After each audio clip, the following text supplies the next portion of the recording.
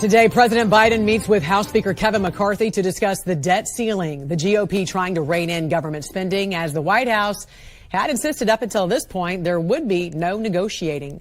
Joining us this morning, Florida Congressman Byron Donalds. Good to see you, sir. Thanks for joining us here. What do you anticipate will happen today with this meeting at the White House? You know, that's actually a really good question. My hope is that Joe Biden comes in with a plan with respect to the nation's spending going forward. He spent very recklessly the last 2 years. The Democrats had no check on spending whatsoever. And I think it's important for the American people to understand. Nancy Pelosi and Joe Biden scheduled the debt ceiling to occur about this time. They wanted this political fight. This is something we were talking about in the last Congress. It's scheduled this time for a reason, because they want to have this brinksmanship.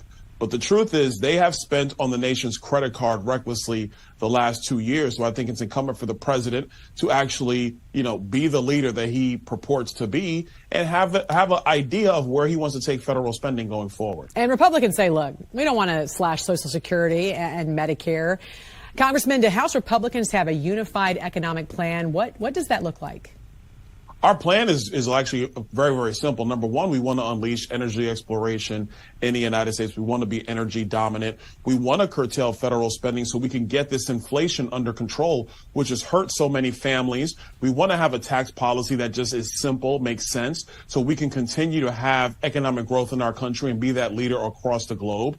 And we do want to rein in regulatory policies that are hurting small business owners and large business owners, because if our business community is thriving, America can thrive. It's a very simple approach, somewhat different than from the Democrat approach. And so what we're seeing, because we've had 2 years of a Democrat approach, we're seeing a stagnating economy. We were seeing record inflation, and those things are not a recipe for success for the American people. As we celebrate Black History Month, Congressman, I wanted to highlight your own story because it's such an inspiration.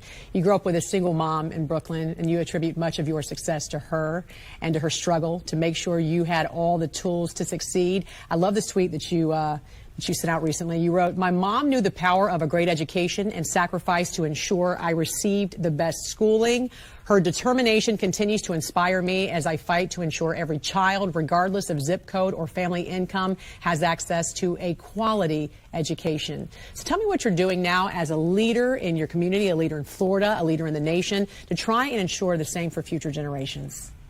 Well, first, before I get into that answer, just want to say hi, Mom, and thank you for all that you've done.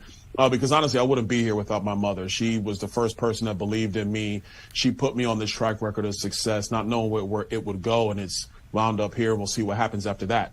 But, in terms of leading in this space, the number one thing is educational opportunities for our children. And frankly, giving all parents purchasing power to make that decision for their children, because parents are the number one advocate of their child. I think if we get into a space where you have an economy of education and parents are the driver of these choices, you're going to get the best outcomes for our young people, and that's going to be the best outcomes for America. That is mostly state policy, not much federal policy, but in my time in the state legislature and still in my advocacy, I think that parental choice, school choice, is the civil rights issue of our time. It's what we should all be advocating for, to make sure that every child has a opportunity at the best education possible. What's your mom's name? Meredith P. Brown. Good morning, Meredith. She did a great job. Congressman Byron Donalds from the great state of Florida, and we appreciate you joining us this morning. Thank you.